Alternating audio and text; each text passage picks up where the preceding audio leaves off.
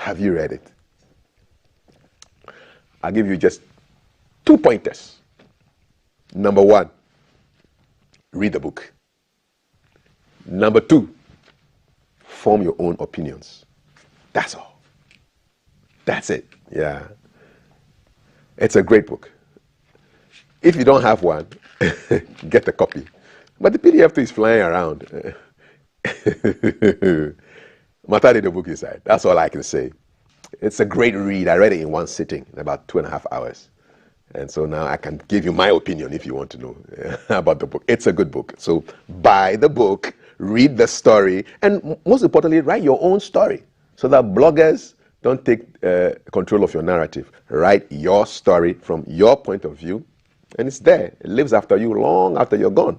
And people can find out about you from your own words. All right? Great story. I am not Yvonne Nelson. Of course, I'm not Yvonne Nelson. I'm Kafui Day. But go get the book and read it. My guests, I wonder whether they've read the book. Dr. Eric Oduor-Osai is the governance expert. He's the Director General of the Internal Audit Agency.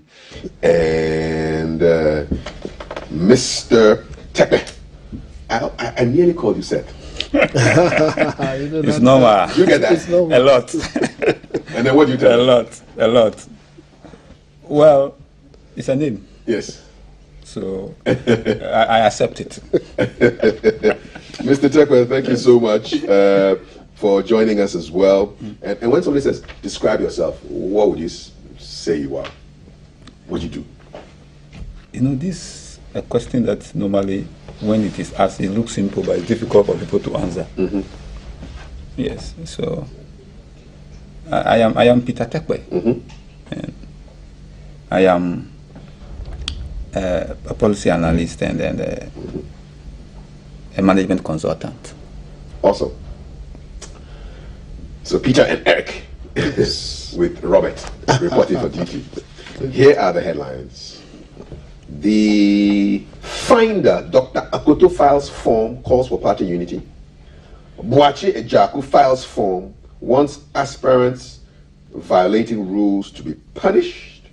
Okay, two rather stern-looking pictures of people who I expect should be quite happy for filing their forms, but the pictures that were chosen by the finder paint a whole picture on their own. Grab a copy of the finder and you see for yourself. $6 billion bank inadequate to finance growth, says President Akufo-Addo, rallying support for Afreximbank.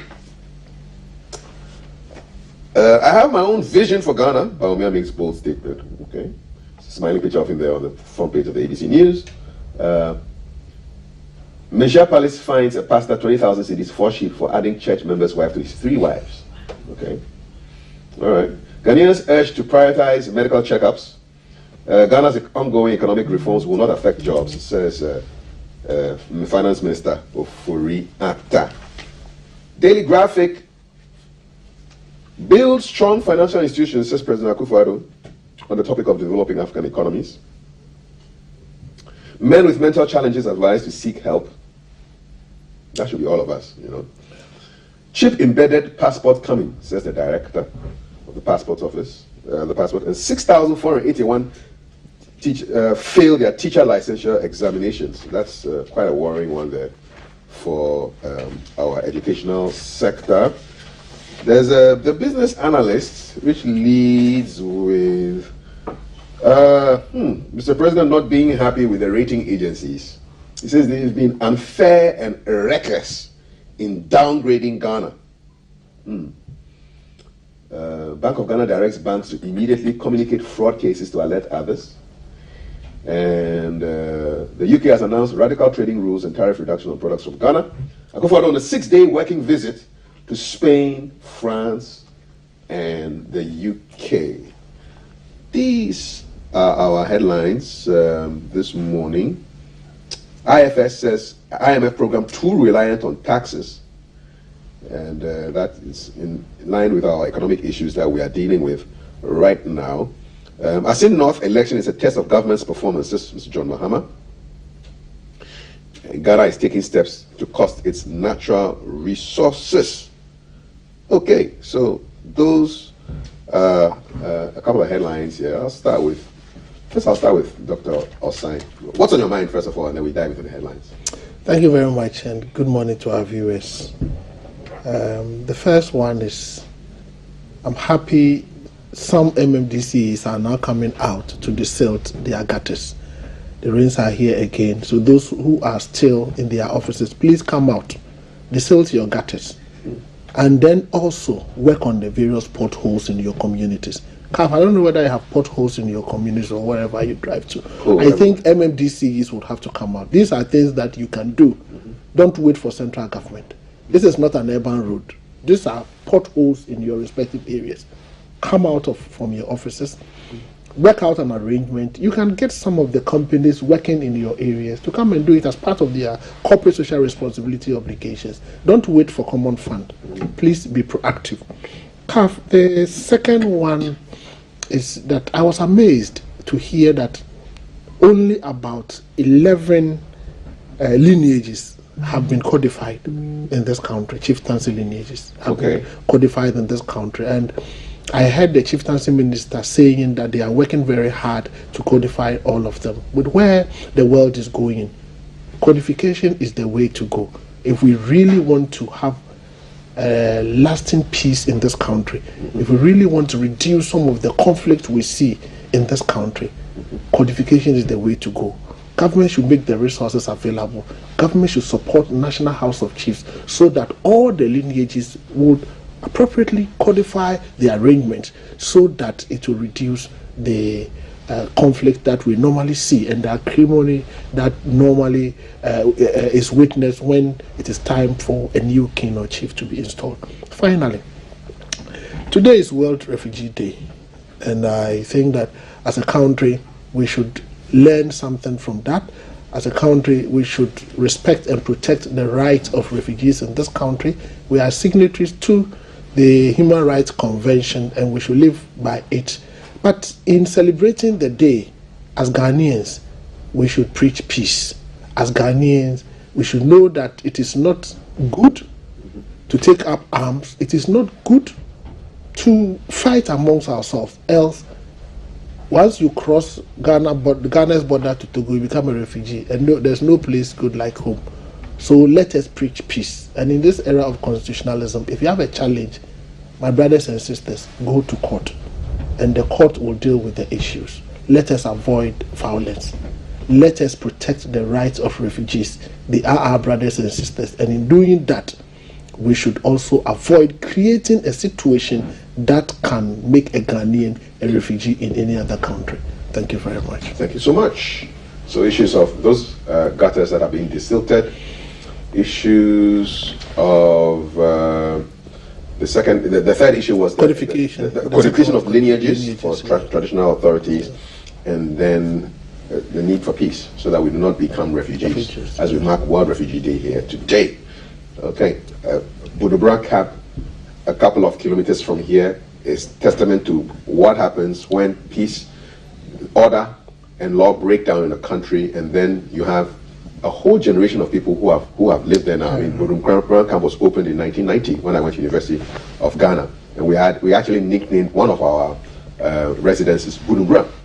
Yeah, Annex B, Saba Annex B became called Budu. That was the name, you know, because of what had happened and had forced thousands of Liberians to come and live in Ghana. Some of them have now had their children born here who are now Ghanaians, you know, and so there's a whole generation, 1990 to now, is 33 years, you know, a whole generation of people. Things that were avoidable were not avoided, and people lost their lives, you know, families have been destroyed. So, guys, let's be careful, all right?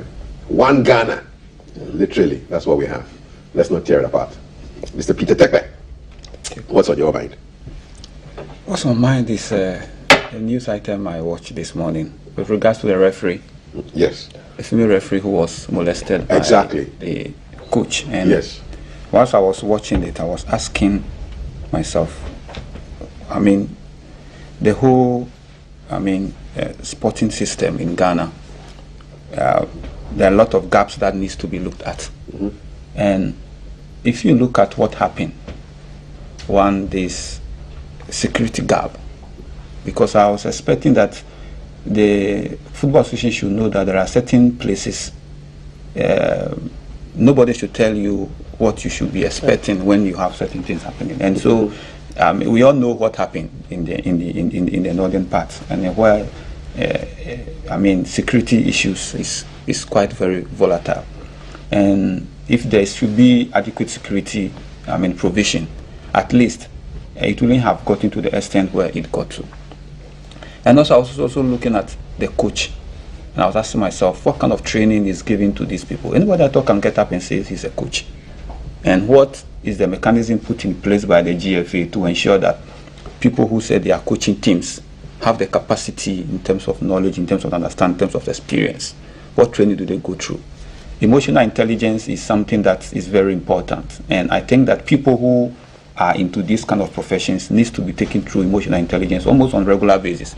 Maybe before the start of the game, there should be a psychologist or somebody who has to take them through, the coach, the referee, the players, and then maybe at a halftime, something should be done. When things like this happen, it's a wake-up call for us to look at the gaps to put in place to avoid these things, because this could have taken the life of the referee, and it's very unfortunate.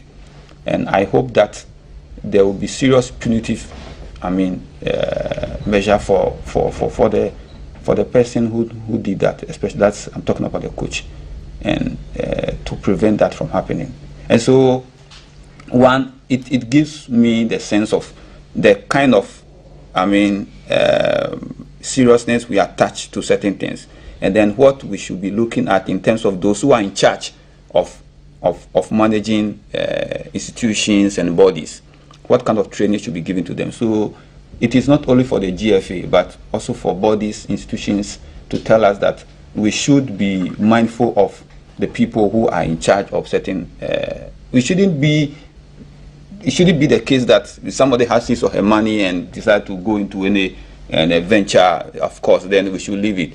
We have regulatory bodies that should make sure that they always go into it to find out, to ask, this person doing this person in charge of this, what level of training is the person, has the person got that make him to become this or that? And it will, help to minimize some of these things, because what happened is unfortunate. So let me give an update on that. So the Ghana Police Service have arrested Napari Suheru for assaulting a referee during a Division 1B football match near the Aliu Mahama Sports Stadium in Tamale on June 17, which was on Saturday. So Napari Suheru, who manages Tiyumba Ladies, is said to have hit and kicked referee Mohammed Sakina Nasara in the aftermath of last Saturday's game against Soccer Missionaries Ladies. In the ongoing investigation by the Police Inspector General of Police, Dr. Dampare, has held discussions with Mr. Kurt Okreku, President of the Ghana Football Association, and Professor Peter Chumisi, Director General of the National Sports Authority. And he urged them to inform the police in advance about all football matches in the lower leagues, just as they do for the Premier Leagues. Several reports said that Coach Napari was incensed when an indirect free kick was awarded against his side after the goalkeeper picked up the ball following a back pass from a teammate.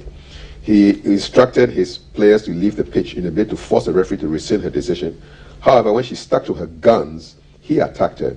The suspect is currently in police custody and will be brought before the court to face justice for his actions. So the police have acted very swiftly, and they have arrested Napari Suheru, manager of Tiyumba Ladies, who is said to have assaulted this lady. Yeah. Very unfortunate. So that's what's in the news. Okay, all right.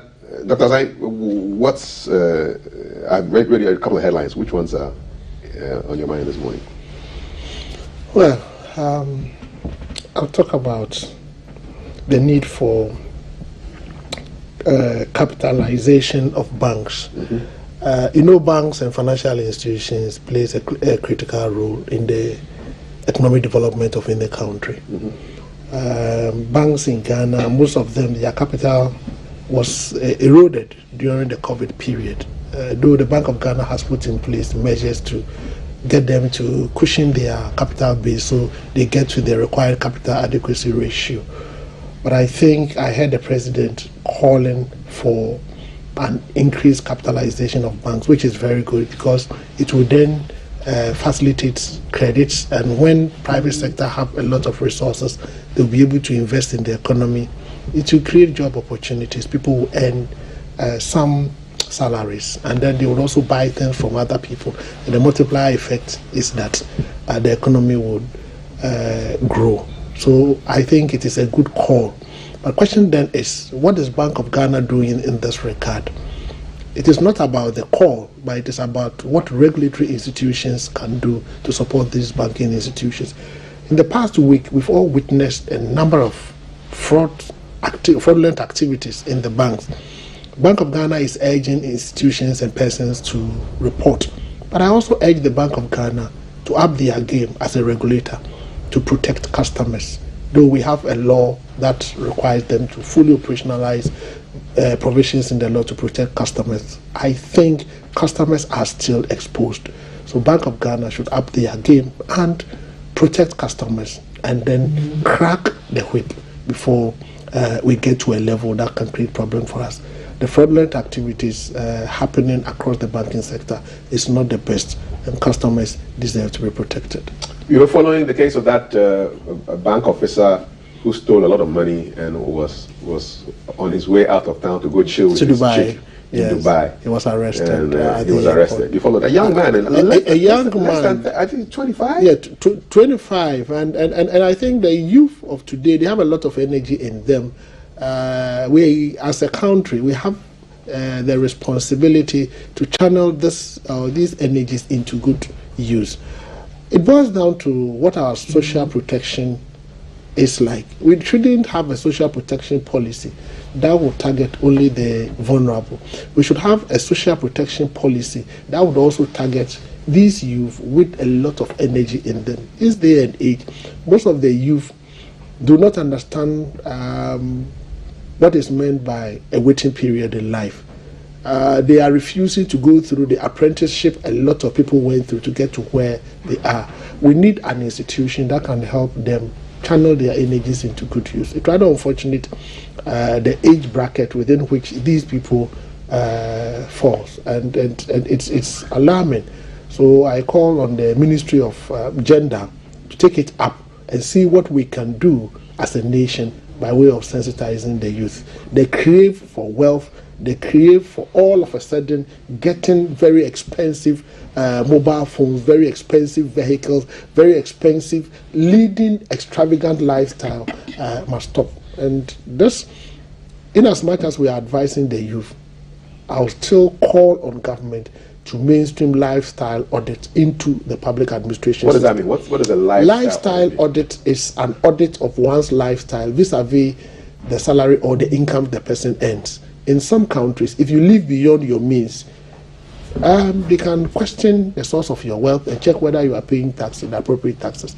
So if you're a public servant and you earn 10,000 Ghana cedis a month, and you did a lifestyle that suggests that you are living on 100 million or 100,000 Ghana cedis a month salary, people would have to ask questions. Our churches should start asking questions. When you see people leading affluent lifestyles, you have to ask questions, and it is also a way of reducing corruption. South Africa implemented it. They mainstream it into their public administration system, and gradually they are managing corruption. So if we can do that as a country, let us mainstream lifestyle audit. And the OSP has started inviting people and asking questions. It is not enough. If it is mainstream into our public administration system, the OSP and all other institutions will be emboldened to follow up. In fact, the GRA would even follow up and ask questions as to whether or not people have paid their taxes and the source of people's wealth. And in chasing the source of people's wealth, you get to know those who don't pay taxes and those who pay taxes, so we can increase revenue in this country. Your timing is great, because I'm just reading that it's a sin to give stolen money as offering in church. Presby moderator, Right Reverend Professor Joseph Oburi Yeboah Mante, moderator of the General Assembly of the Presbyterian Church of Ghana, has expressed his satisfaction at the rate at which politicians and government officials steal money from government coffers and bring it to the church to offer to God as offering. He has described such an attitude as a sin, and therefore it must be stopped. So whoever involves himself or herself in the sin cannot think well and make good decisions. So they should stop bringing stolen money to church for offering. I wonder how many churches are able to determine which of the money that they receive is stolen or not. Yeah, how would you go about it? How would you go about it? But it's all about preaching and then explaining to people, and also talking to your members. People must walk the talk when it comes to Christianity.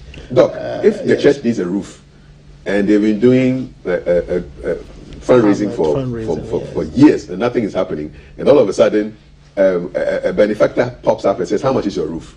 They tell him it's 200,000, and he writes a check for it. How many churches will say, "Hey, boss, where is this money coming from?" They'll say, "Thank you, glory, hallelujah," and they'll name the roof after him.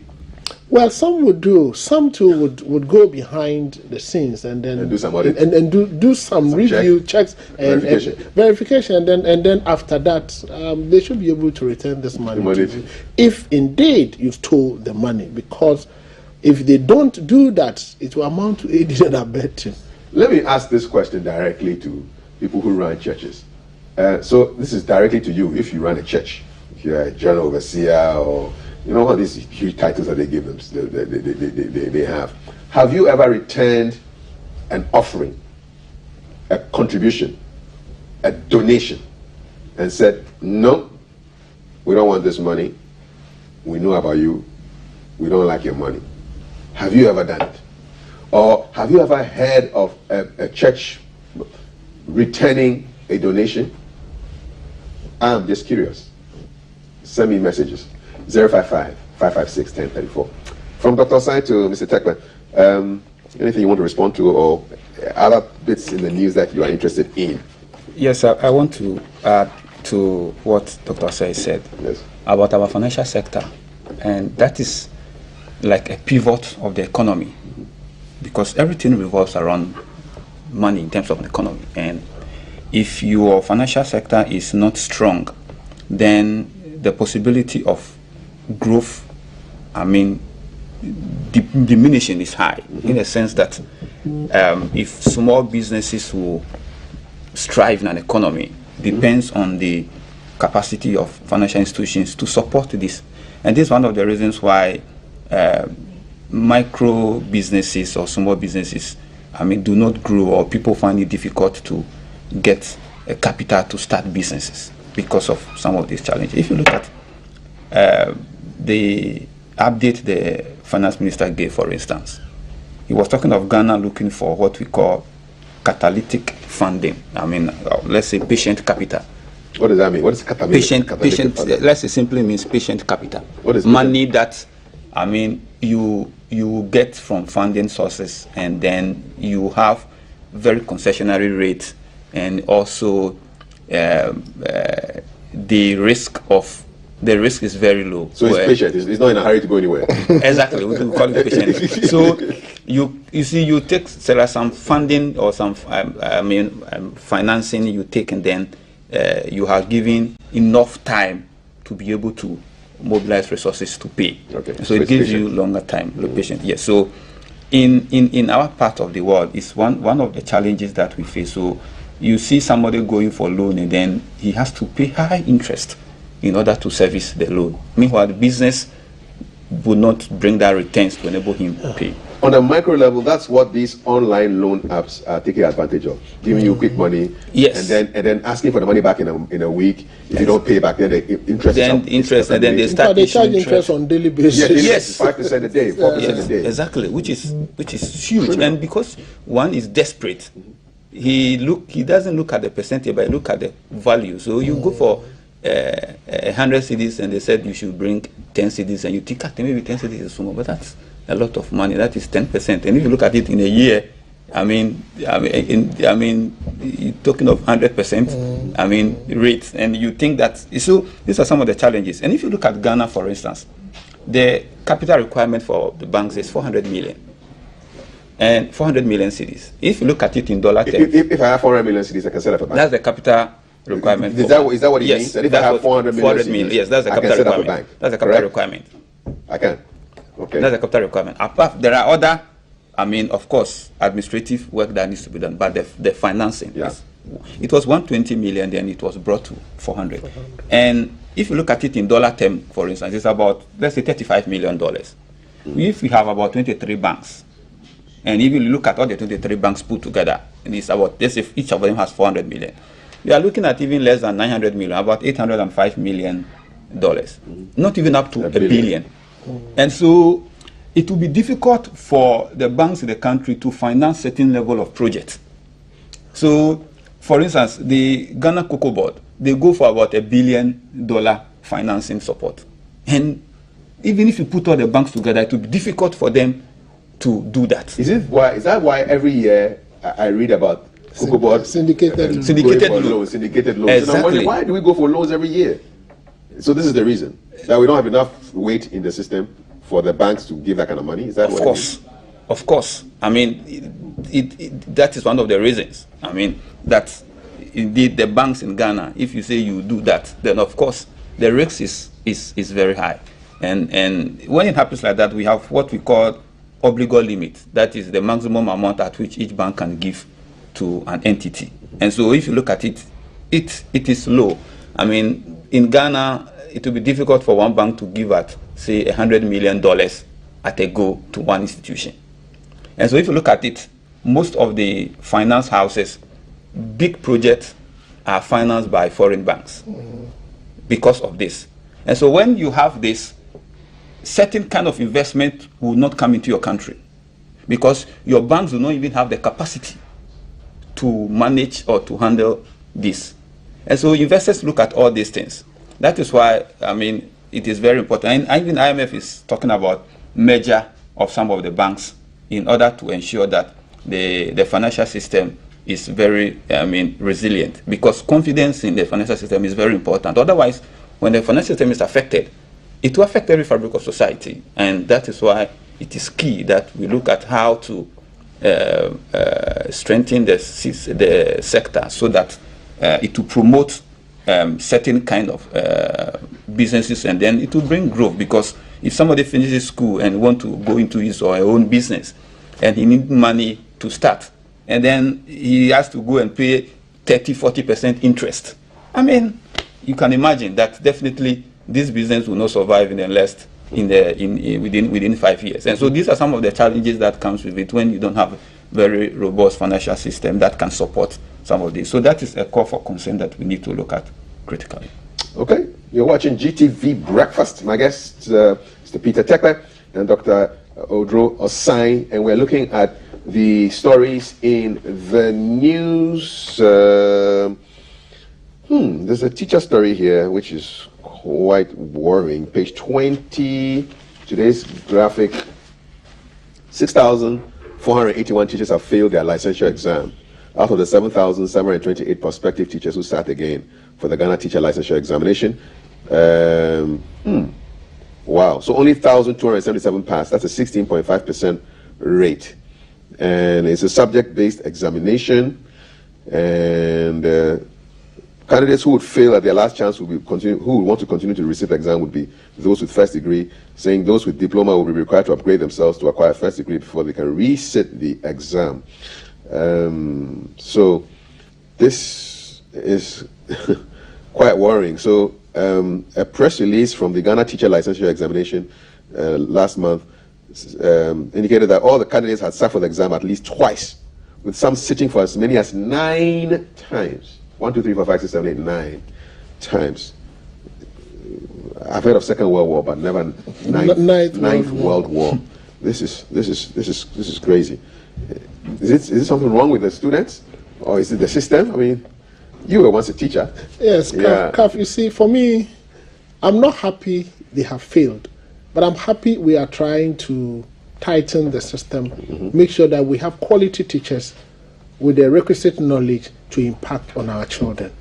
We've left that space too wide, too loose, too long.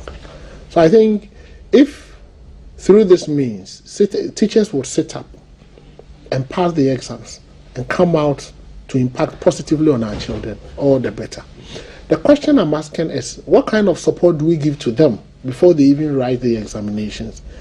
These are people who may have completed teacher training colleges, who have some teaching certification or diploma or a degree. You want to go into teaching specific subjects, but you need them to have the license to teach. What kind of support measures do you give to them? Like other professional examinations. If you go to the law profession, you go to Ghana School of Law, we give you the training. After that, we examine you. You do pupillage, you are called to the bar. If you go to the accountancy profession, we have the professional examinations, we have manuals, ICE has a school, you go to the school. If you are prepared to write the exam, you write the exam, you charter, you are admitted into membership. Question I'm asking is, do we have all these support measures available to support the teachers so they will be able to write the licensure examination? If we don't, then I'm encouraging the powers that be to provide those opportunities for them. If you leave them alone, as it used to be for ICE, the Institute of Chartered Accountant, previously, you have to go and do your own learning and come and write the exams. Apart from the former IPS, UPSA, that was preparing students for the ICE. Students were learning on their own. A lot of them were failing. So I think we should devise a means of supporting these teachers. Well, we need them. We cannot throw them away. We need them. But I will not go for them lowering the standards or reducing the pass mark. No, they should maintain the pass mark, but provide adequate support measures to the teachers so that they'll be well prepared to write the examination and pass. Okay, Mr. Lekwa, were you once a teacher? Not really, but when I finished school, I was a teaching assistant. So okay, all right. But you're still a teacher. Yes, of course, it's true. So if you look at it critically, you realize that most of the teacher trainees, when they graduate, they go to the basic schools. They are posted to the basic schools. And if you look at it, you realize that performance at the basic school level, especially at the public school system, is very low compared to the senior high. You realize that at the senior high level, the public schools are rather the good schools. But if you look at the basic level, it's the opposite. And so that should be a signal for us that then we need to look at the system very well and how to improve on this. So everybody wants to take the child to a private school at the basic level. But for the senior high school, everybody wants to take the child to the public school because those are the best schools. And a couple of factors play. It is very worrying to see the number of teachers who are not able to pass the licensure exams. That is why the impact is at the level where they teach.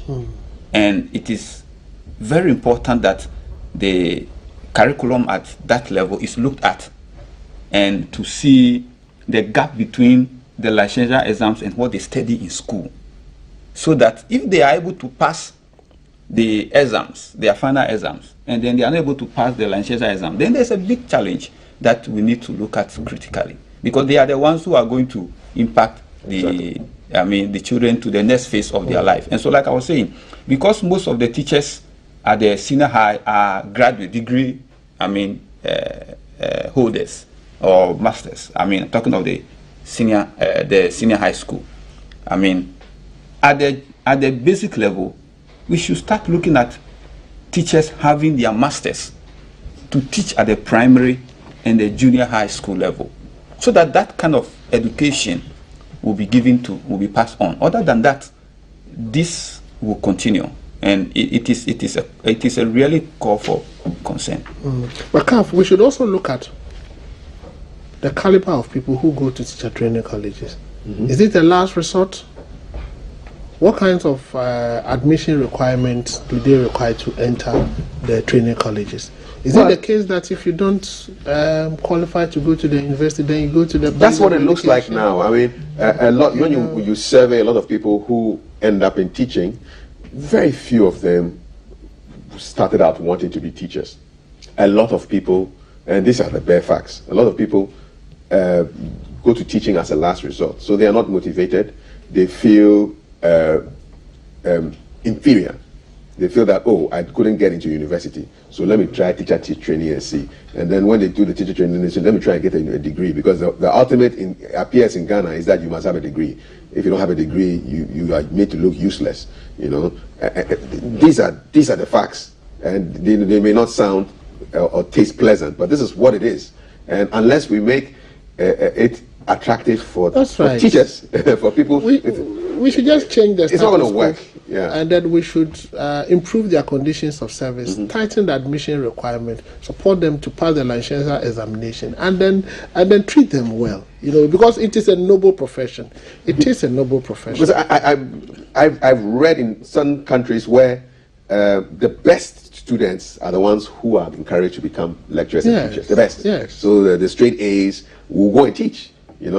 Of course. Our straight A's become lawyers and doctors. No, they go and do and science. engineers and science. Yes. Indeed, it is a reality that going to the teacher training colleges, that is the mindset. Especially even if you are not going to the university, let me even call it so. If you finish senior high school and you are not entering the university, then it means that it is seen as if you did not perform well in your city. And that is an impression that has to be corrected. And that impression can only be corrected when we look at the infrastructure in these other schools. The teacher training, what kind of infrastructure do we have? You see, what will give you that kind of zeal? You get to an environment and you may not have interest in doing something, but the environment alone will influence you. And so for me, so far as we have teachers who are teaching them, then we should look at what we are impacting in them that will make them have that kind of zeal to say we are going to make, because you see, it's a profession that is very noble. Very, very. But of course, because of economic conditions and circumstances, everybody thinks that it doesn't pay. And as a result, going to read is just like a transit for you to get to a different profession. And so people like you are indicating. But I believe that we can make it very attractive, whereby people who go there will not be seen as those who are inferior, but it will be seen as people who really want to make some level of impact. Because if we do not pay attention to our teacher training colleges, in fact, if we have to change the names from colleges and give them a name that will, give that kind of, psychological understanding of what is done, we need to look at it holistically. And I think that when we do that, it will help greatly. Other than that, this canker will continue. Infrastructure at the training colleges is not the best, honestly. Yeah. But Kaf, I'm told that now they've moved them from training colleges to colleges of education, and they are now tertiary institutions headed by people with PhDs, and their admission requirements have improved. If that is the case, then we should allow it to reflect in their conditions of service. If that is the case, we should sensitize and raise awareness about the importance of the teaching profession to the socioeconomic development of the Republic of Ghana. No nation can develop without teachers.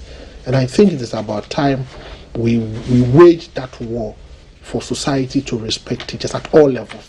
At all levels, from the churches to the formal school, the informal, the adult education system, at all levels. And that is what we can do to build a very good manpower for this country. Okay. What are your thoughts? Let me know. If you're a teacher, let me know. 055561034. I'm looking at, and suddenly there were 4. How many people have filed for the privilege to contest as MPP flag bearer? So far, it's Dr. Bawumia has put his form in. Yeah, Dr. Bawumia Alan. Dr. Mr. Alan Chemate has done so. 2 more were added yesterday. Dr. Owusu Efri Akoto, former Minister for Food and Agriculture, and former Minister for Energy, Boachi Ejaku. So they have submitted their forms. Napreku, I think they are. Yes, so there were all kinds of interesting placards. I want to read some of the placards for you. So for Dr. Akoto, you had placards with inscriptions such as "Loyal Akoto must win," "Akoto for president," "Ghana is safe with Akoto," "MPP for competent Akoto." Those were his placards. Now let's go to Mr. Ejaku. He had "the father of the grassroots," "the blue man." Oh, okay, wow. "The restoring hope agenda." And so Dr. Akoto was the first to submit his forms around 10 a.m. yesterday, followed by Mr. Ejaku, who arrived at 12 p.m. Of course, in Ghana, you arrive at these things. The times you wear white are outdooring, for the women wedding, 50th birthday or 60th birthday, 70th birthday, and when you are filing for your forms, presidential forms, they wear white because it's a victory, and of course you have the obligatory songs and the dancing, and the submission of Dr. Akoto's forms follows in the wake of a magnanimous gesture by a group of farmers and friends, who in an unprecedented manner paid for and picked up the nomination forms for him to contest. So the farmers and the friends, have been doing that, and he says he's going to bring agriculture to the front line of policy decisions in the same way he will use it to take us out of the clutches of the IMF, because agriculture has great potential, and we have not even scratched the service yet. He talked about how the 6 years in the service of the Akufo-Addo government, he has laid the foundation to build a sector that will show up revenue, both internally and externally. So now let's hear what Mr. Agyarko is also saying. He says his candidacy was one that was interested in seeing NPP retain power for the next 40 years. He says, I do admit there have been difficulties, but difficult times require new leadership and new thinking. Yes, NPP has done well, but we can do better. So we cannot rest on our oars and pat ourselves on the back, he told a charged audience. Let me give you some details on dates. The NPP has opened nominations for its presidential primary. It's expected to close Saturday, June 24th. So expect to see a couple more people filing in white, and with all manner of placards to do that. And so what will happen also is that from July 3rd to July 6th, there will be some vetting committees report that will be presented to National. And then balloting for the positions will come off to shortlist 5 presidential aspirants for the National Congress on November 4th, and a runoff, if any, on November 11th. And those who have filed are Dr. Akoto, Mr. Agyarko, Vice President Dr. Mahamudu Bawumia, and former Minister of Trade and Industry, Alan Kyerematen. So, there they are.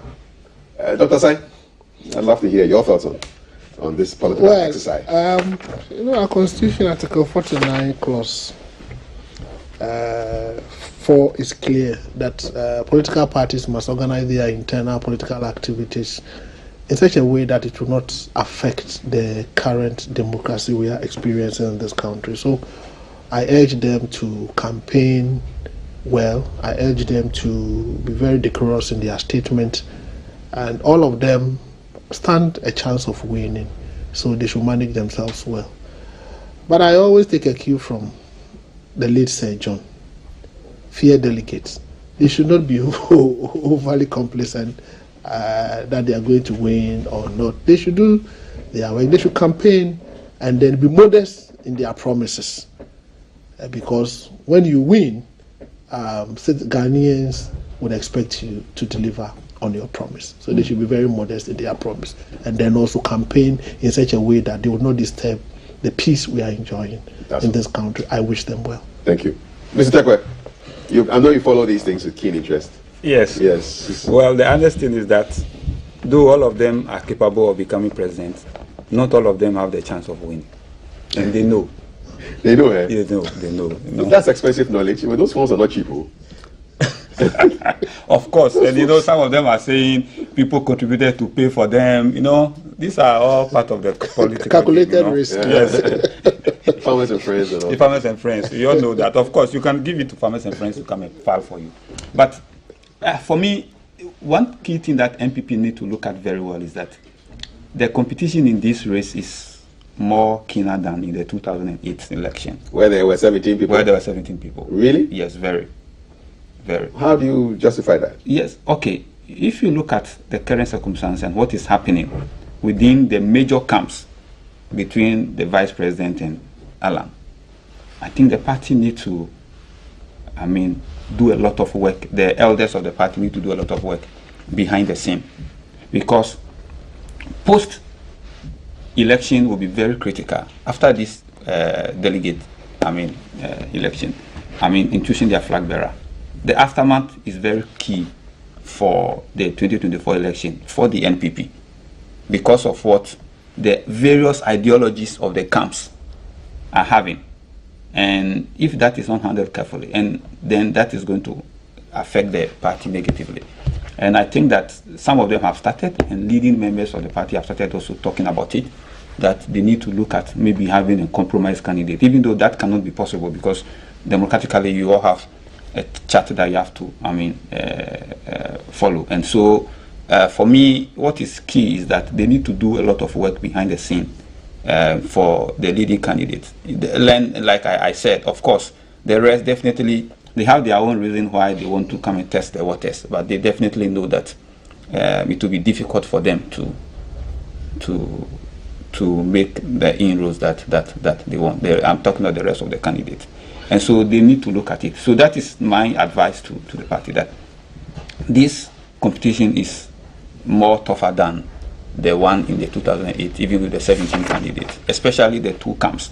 They know what is happening in their camps. We hear, we see what the two sides are saying, and it is not healthy for a common front going into the general elections, because if certain comments are being made on both camps, then when one camp wins, then how will the other reconcile for a common? Even though we say that for politics, normally these things happen, and after that you'll be able to catch up. But it is also very delicate when you are in power, and if you look at the current circumstances, it is then important. That's why I'm saying that they need to do a lot of work behind the scenes, especially with the elders, in talking to the camps, to tone down and to manage what they see and how they go about their campaigns. Okay, all righty. Gentlemen, I thank you. It's been a very enlightening conversation, and I wish you the best for the day. What are you looking forward to in the coming week? Well, in the coming week, at the Internal Audit Agency, we are training internal auditors in gathering audit evidence and working papers, because we are now collaborating with the IOCO to prosecute persons found culpable in internal audit report. So that's IOCO? Yes, we are collaborating with them. The heat is turning up. It's turning up, and at the end of this month, we expect institutions to submit their 2022 audit committee report. If they fail to submit it, we'll publish their names, and then sanctions will be applied. All right. Okay. Mr. Tepper? Yeah, looking forward to a lot of consulting work. Yes. And why not? the stress in consulting is a lot. Yes. And but play Ludo. Try and get some hobbies. Do you play Ludo? I play draft. You play? Good. But if you play too much, it becomes even more stressful. So I don't know how you do it. It's mathematics. You do it gently. It's mathematics. Yeah, I do gently. Gently, yeah. Yes. Just before you go, what's your favorite fish? Tilapia. Oh, tilapia. Yes. Okay. I enjoy the head. Oh, the head. Yes. Describe the taste of tilapia to somebody who has never tasted it before. How can I describe it when I'm the one enjoying it?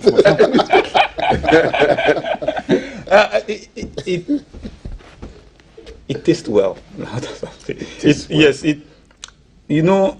You cannot eat tilapia if you are not very cautious. You have to be very careful. Otherwise, bones will affect you. So that alone makes me take my time. And that alone, when you are eating and you take your time to eat, it gives you some level of satisfaction. There are people, when they are eating, they are still in a hurry, watching their phones, you can't put it down, they are talking, they are doing it. No, when you want to eat, make time and eat. And you cannot be eating food with bones and not be concentrated. So that's why I like it, because it gives me concentration to eat well. So you put your phone aside? I put it somewhere far away. And then you attack the It's time to digest like a policy paper. Exactly. Exactly. Awesome. What's your favorite fish? No, I don't have a favorite fish. No, I don't. What was the last fish you ate? Tilapia. 2 votes for tilapia. I eat all kinds of fish, but I don't like the heads. Oh, really? Okay. Well, not all heads. The tilapia head is exceptional. What? My people are making me hungry. You need another platform to discuss this. tilapia today for lunch, God willing. And talking of fish, we do have with us Deputy Minister for Fisheries and Aquaculture, and Professor Francis Nunu, who's the board chairman of the Fisheries Commission. They're not eating tilapia, but they're talking about fish. And they are next, right after this break. Do not go anywhere. This is a very satisfying and nutritious GTV breakfast. Tilapia coming up for me at lunch. CAF, we've closed, but let me say Fisheries Commission is one of the institutions that is doing well. You're feeling them, as far as audit reports are concerned. As far as audit reports, they are filing their reports. They are filing their Wow. reports. How about Fisheries and Aquaculture Ministry? The ministry is also also doing well. They are Okay, doing 2 votes for them well. as well. But the commission is You are feeling doing the commission. extremely well. One time. Wow. I can see the professor raising his hand like he won the World Cup. We are back after this. Don't go anywhere. Thank you.